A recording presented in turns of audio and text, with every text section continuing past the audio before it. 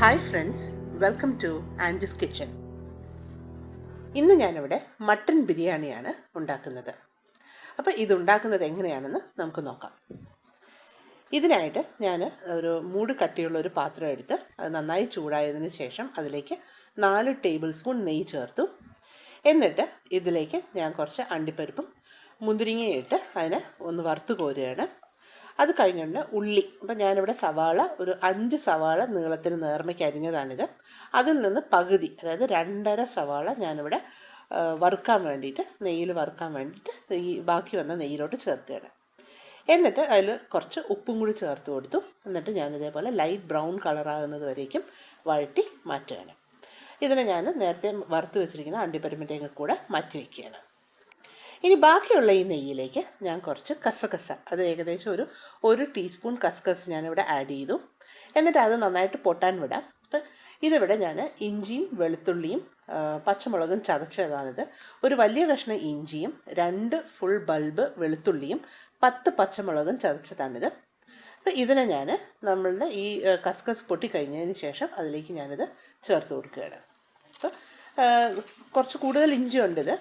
അപ്പോൾ ഈ ഇഞ്ചിയുടെയും വെളുത്തുള്ളിയുടെയും എല്ലാം പച്ചപ്പ് മാറുന്നത് വരേക്കും ഞാനിവിടെ ഈ നെയ്യിലിട്ട് ഇതിനൊന്ന് വഴറ്റിയെടുക്കുകയാണ്. അപ്പോൾ ഇത് വഴറ്റി കഴിയുമ്പോൾ ഇപ്പോൾ ഏകദേശം ഇത് വഴണ്ടിട്ടുണ്ട്. അപ്പോൾ ഇത് വഴണ്ട് കഴിയുമ്പോഴത്തേക്ക് ഞാൻ ബാക്കി എടുത്തു വെച്ചിരിക്കുന്ന സവാള, അപ്പോൾ നേരത്തെ ഞാൻ പകുതി സവാളയാണ് വറുത്തെടുത്തത്. അപ്പോൾ ബാക്കി സവാള ഞാനിവിടെ ഈ കൂട്ടിലോട്ട് ചേർക്കുകയാണ്. അപ്പോൾ ഈ ബിരിയാണി എന്ന് പറയുമ്പോൾ ഇതിൽ ഇറച്ചിയിൽ കുറച്ച് മസാല ഉള്ള തരം മട്ടൻ ബിരിയാണിയാണിത്. പിന്നെ ഈ ഉള്ളി ഒന്ന് വഴണ്ട് കിട്ടാൻ വേണ്ടിയിട്ട് ഞാനിതിലേക്ക് കുറച്ച് ഉപ്പ് ചേർത്ത് കൊടുക്കുകയാണ്.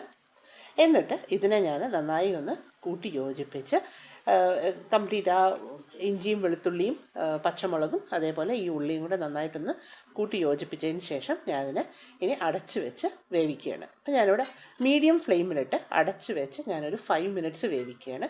അപ്പോൾ ഇൻ ബിറ്റ്വീൻ ഞാനൊന്ന് ഒരു പ്രാവശ്യം ഒന്ന് ഇളക്കി കൊടുത്തിട്ടുണ്ട്.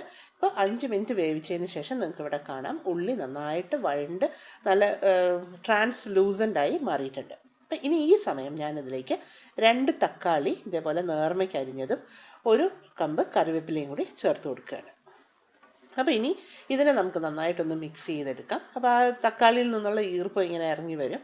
അപ്പോൾ അതിനുവേണ്ടി നന്നായിട്ടൊന്ന് ഇളക്കി കൂട്ടി യോജിപ്പിച്ചതിന് ശേഷം ഞാൻ ഇതിനെയും വീണ്ടും അടച്ച് വെച്ച് ഒരു 2 മിനിറ്റ്സ് മീഡിയം ഫ്ലെയിമിൽ വേവിക്കുകയാണ്.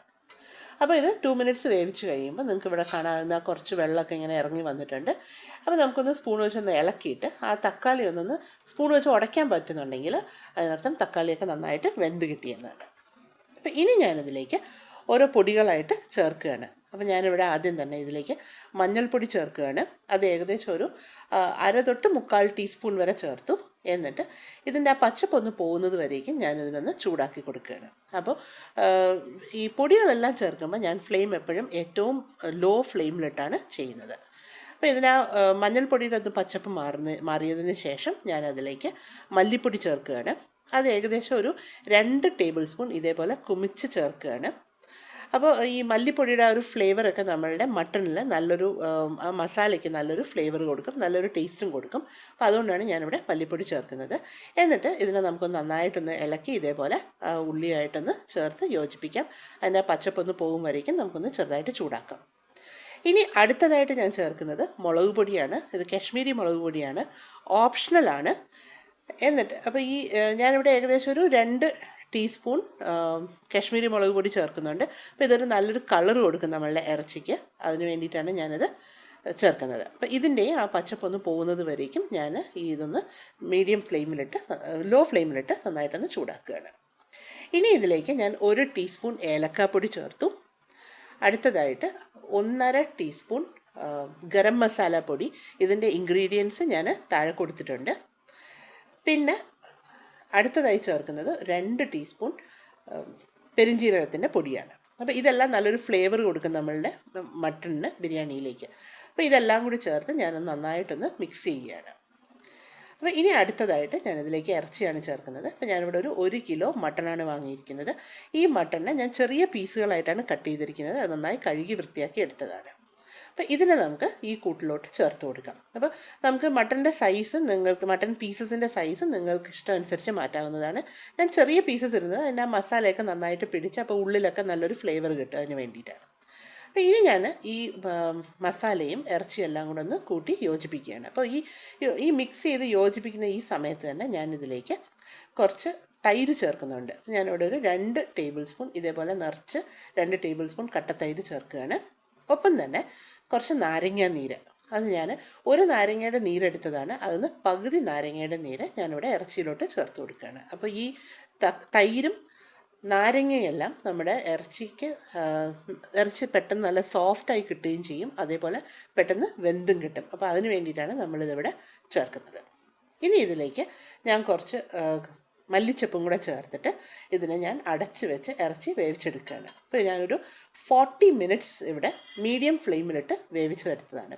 ഇപ്പോൾ 40 മിനിറ്റ്സ് കഴിയുമ്പോൾ നിങ്ങൾക്ക് ഇവിടെ കാണാം ആ ഇറച്ചിയിൽ നിന്നുള്ള വെള്ളം നന്നായിട്ട് ഇറങ്ങി വന്നിട്ടുണ്ട്. മാത്രമല്ല തുറക്കുമ്പോൾ ആദ്യം തന്നെ ആ എണ്ണ ഇങ്ങനെ തെളിഞ്ഞ് നിൽക്കുന്നത് കാണാം. ഇപ്പോൾ ഇവിടെ ഏകദേശം ഈ മട്ടൺ ഇവിടെ ഏകദേശം ഒരു 90% വെന്തിട്ടുണ്ട്. ഇപ്പം നമ്മുടെ മട്ടൺ ഏകദേശം പാകമായിട്ടുണ്ട്. അപ്പോൾ ഇതിലേക്ക് ഞാൻ കുറച്ച് പുതിന ഇലയും മല്ലിച്ചപ്പും കറിവേപ്പിലയും കൂടി അരിഞ്ഞത് ചേർത്ത് കൊടുക്കുകയാണ്. എന്നിട്ട് ഇതിനൊന്ന് മിക്സ് ചെയ്യുക. അപ്പോൾ ആ പുതിനയുടെ ഫ്ലേവറൊക്കെ നമ്മുടെ ബിരിയാണിക്ക് വരുമ്പോൾ നല്ലൊരു ഫ്ലേവർ കിട്ടും. അതിന് വേണ്ടിയിട്ടാണ് ഇറച്ചിയിൽ തന്നെ കുറച്ച് പുതിനയെല്ലാം ചേർക്കുന്നത്. എന്നിട്ട് ഇതൊന്ന് മിക്സ് ചെയ്ത് വെച്ചിട്ട് ഞാൻ ഇതിനെ അടച്ച് വെച്ച് തീ ഓഫ് ചെയ്തെടുക്കുകയാണ്.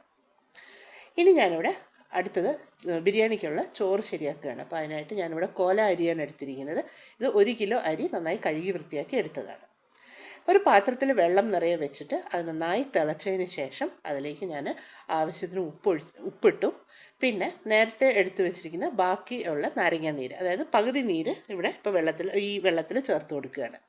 എന്നിട്ട് അതിലേക്ക് ഞാനിവിടെ അരി ഇട്ട് കൊടുത്തിട്ട് അതിനൊന്ന് വേവിച്ചെടുക്കുകയാണ്. അപ്പോൾ ആദ്യം നമ്മളുടെ അരി ഏകദേശം ഒരു 1/4 ഭാഗം വേവ്, അതായത് നമുക്ക് ആ ഒരു ജസ്റ്റ് ആ കടിയൊന്ന് വിടുന്ന ഭാഗം, അതായത് നമ്മൾ കടിച്ചു നോക്കുമ്പോൾ ജസ്റ്റ് ആ ഒരു കടിയൊന്ന് വിടുന്ന ഭാഗം. അപ്പോൾ ഈ സമയത്ത് ഞാനിവിടെ നമ്മൾ നേരത്തെ അടച്ചു വെച്ച ഇറച്ചിയെ ഞാൻ ദമ്മിടുന്ന പാത്രത്തിലോട്ട് മാറ്റിയിട്ട് അതിലേക്ക് കുറച്ച് കറിവേപ്പിലയും പുതിനയിലയും മല്ലിച്ചപ്പും കൂടെ ഒന്നിങ്ങനെ തിൻ ലെയറായിട്ടൊന്നിട്ടു. എന്നിട്ട് ഇതിൻ്റെ മുകളിലായിട്ട് ഞാൻ ഒരു 75% വെന്ത ഈ റൈസിന്, അതായത് ചോറിന് ഞാനിതിലേക്കൊരു വളരെ തിൻ ലെയറായിട്ട് ഇട്ട് കൊടുക്കുകയാണ്. കാരണം ഞാൻ മട്ടണിൽ കുറച്ച് ഗ്രേവി പോലെ ഉണ്ടായിരുന്നല്ലോ, കുറച്ചൊരു വെള്ളം പോലെ ഉണ്ടായിരുന്നു. അപ്പോൾ ആ വെള്ളത്തിൽ കിടന്ന് ഈ ചോറ് ബാക്കി വെന്തുകൊള്ളും. അതുകൊണ്ടാണ് ഞാൻ വളരെ തിൻ ലെയറായിട്ട് ആദ്യത്തെ ഒരു ലെയർ ഇട്ടത്. ഇനി ഞാൻ വീണ്ടും ഇവിടെ അരിയെ ബാക്കി ഒരു 90% വേവിക്കുകയാണ്. അതായത് ഏകദേശം നന്നായിട്ട് വെന്തിട്ടുണ്ട്, ചെറിയൊരു വേവ് മാത്രം ബാക്കി, അത് ആവിയിൽ കിടന്ന് വേവാവുന്ന വേവ് മാത്രം. അപ്പോൾ ഈ ഒരു പാകത്തിന് ഞാനിവിടെ ഫസ്റ്റ് ലെയർ ചോറ് ഇവിടെ ഇടുകയാണ്. അപ്പോൾ തിൻ ലെയറാണ് ആദ്യത്തേത് ഇട്ടത്, ഇനി ഒരു തിക്ക് ലെയറായിട്ട് അതിൻ്റെ മുകളിൽ ഞാൻ ഇട്ട് കൊടുക്കുകയാണ്. അപ്പോൾ ഈ ചോറിങ്ങനെ നമ്മൾ എല്ലാ ഭാഗത്തും ഇട്ടതിന് ശേഷം ഈ സ്പൂൺ ഉപയോഗിച്ച് തന്നെ ഞാനൊന്നിങ്ങനെ ഇതേപോലെ ഒന്ന് ചോറ് സെറ്റ് ചെയ്യുകയാണ്. എന്നിട്ട് ഇതിന് മുകളിലായിട്ട് കുറച്ച് ഗരം മസാല ഇതേപോലെ ഒന്ന് വെതറി കൊടുക്കുക. അപ്പോൾ ഒരു നല്ല ഫ്ലേവർ കിട്ടും നമ്മുടെ ബിരിയാണിക്ക്. പിന്നെ ഇതിൻ്റെ മുകളിൽ കുറച്ച് ഏലക്ക പൊടിയും ഇതേപോലെ ഒന്ന് വെതറി കൊടുക്കാം. ഇനി ഇതിൻ്റെ മുകളിലായിട്ട് നേരത്തെ വറുത്ത് വെച്ചിരിക്കുന്ന കാഷ്യൂസും കിസ്മിസും ഉള്ളിയും ഇതേപോലെ നമുക്കൊന്ന് സ്പ്രിങ്കിൾ ചെയ്ത് കൊടുക്കാം. പിന്നെ ഇതിന് മുകളിലായിട്ട് കുറച്ച് നെയ്യ്. അപ്പോൾ ഞാനിവിടെ ഏകദേശം ഒരു 1.5 ടേബിൾ സ്പൂൺ നെയ്യാണ് ഇവിടെ ഈ ഒരു ലെയറിൽ ചേർത്തത്. അപ്പോൾ ഇതേപോലെ ഞാൻ 3 ലെയർ ചോറാണ് ഈ ദമ്മിടാൻ വേണ്ടി ഈ ബിരിയാണി ചെമ്പിലോട്ട് ചേർത്തിരിക്കുന്നത്.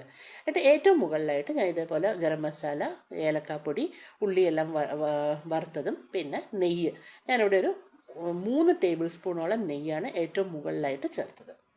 ഇനി ഇതിനെ ഞാൻ ദം ചെയ്യാൻ വെക്കുകയാണ്. അപ്പോൾ 20 മിനിറ്റ്സ് മീഡിയം ഫ്ലെയിമിലിട്ടാണ് ഞാനിവിടെ ദമ്മിന് വയ്ക്കുന്നത്. അപ്പോൾ അടച്ച് വെച്ചിട്ട് ഞാൻ 20 മിനിറ്റ്സാണ് വേവിക്കുന്നത്. അപ്പോൾ നമ്മുടെ മട്ടണും ചോറും എല്ലാം കറക്റ്റിന് വെന്ത് കിട്ടും. അപ്പോൾ 20 മിനിറ്റ്സ് കഴിയുമ്പോൾ ഞാനിവിടെ പാത്രം തുറക്കുകയാണ്. അപ്പോൾ നിങ്ങൾക്ക് ഇവിടെ കാണാം നന്നായിട്ട് ആവി വരുന്നുണ്ട്. അപ്പോൾ ഈ ഒരു പാകത്തിന് ഞാനതിനെ വീണ്ടും അടച്ച് വെച്ചിട്ട് ഒരു 5 മിനിറ്റ്സ് കൂടി ഇതിനെ ഫ്ലെയിം ഓഫ് ചെയ്തിട്ട് ഒരു 5 മിനിറ്റ്സ് കൂടി ഇതിനൊന്ന് അടച്ച് വെക്കുകയാണ്. എന്നിട്ട് ഇനി ഞാനതിനെ വിളമ്പുന്ന പാത്രത്തിലോട്ട് എടുക്കുകയാണ്. അപ്പോൾ ചോറ് മാത്രം ഒരു സൈഡിൽ നിന്ന് ചോറ് ഇങ്ങനെ എടുക്കുക, ഒരു സൈഡിൽ നിന്ന് ഇങ്ങനെ താഴത്തോട്ട് നമുക്ക് ചോറെടുക്കാം. അപ്പോൾ ഏറ്റവും മുകളിലത്തെ ആ വെള്ളച്ചോറും അടിയിലോട്ടുള്ള ആ ഇറച്ചിയുടെ ആ ഗ്രേവിയിൽ കിടന്ന് വെന്ത റൈസും എല്ലാം നമുക്കിങ്ങനെ കിട്ടും. അപ്പോൾ നമുക്ക് ഒരു പല കളർ റൈസ് കിട്ടും ഇതേപോലെ. അപ്പോൾ ഇതേപോലെ നമുക്ക് ചെമ്പിലുള്ള കംപ്ലീറ്റ് റൈസും നമുക്ക് ഇതേപോലെ ഈ പാത്രത്തിലോട്ട് മാറ്റാം. ഇപ്പോൾ ഏറ്റവും മുകളിലുള്ള വൈറ്റ് റൈസ്, അടിയിലുള്ള കളർ ഗ്രേവിയിൽ നിന്നുള്ള കളർ ചേർന്ന റൈസും നമുക്ക് ഇതേപോലെ മിക്സ് ചെയ്ത് ഒരു പാത്രത്തിലോട്ട് മാറ്റാം. ഇനി നമുക്കിത് വിളമ്പാം. അപ്പോൾ ഞാൻ വിളമ്പുന്ന പാത്രത്തിലേക്ക് നമ്മുടെ മട്ടൻ്റെ പീസസ് എടുത്ത് വെക്കുകയാണ്. അപ്പോൾ നിങ്ങൾക്ക് ഇവിടെ കാണാം മട്ടണിൽ കുറച്ച് ഗ്രേവി, കുറച്ച് മസാല ഉണ്ട്. എന്നിട്ട് ഈ ഇറച്ചിയെല്ലാം ഒരു ഏറ്റവും അടിയിൽ ലെയർ ചെയ്തതിന് ശേഷം ഇതിന് മുകളിലായിട്ട് നമ്മൾ ഈ നേരത്തെ മിക്സ് ചെയ്ത് വെച്ചിരിക്കുന്ന റൈസ് അതിനെ നമുക്ക് ഇതിൻ്റെ മുകളിലായിട്ട് കംപ്ലീറ്റ് ഇറച്ചിയും കവർ ചെയ്യുന്ന രീതിയിൽ നമുക്ക് ഇതേപോലെ വിളമ്പിയെടുക്കാം. ഇപ്പോൾ ഏകദേശം നമ്മുടെ ബിരിയാണി ഇപ്പോൾ എങ്ങനെയാണ് സെർവ് ചെയ്യുന്നത് ഞാൻ കാണിച്ചു. ഇനി ഇതിന് നമുക്ക് കുറച്ച് സാലഡും ചമ്മന്തിയുടെയും ഒരു അച്ചാറിൻ്റെയും കൂടെ വിളമ്പി കഴിക്കാവുന്നതാണ്. Thank you for watching my video. Please share this and subscribe.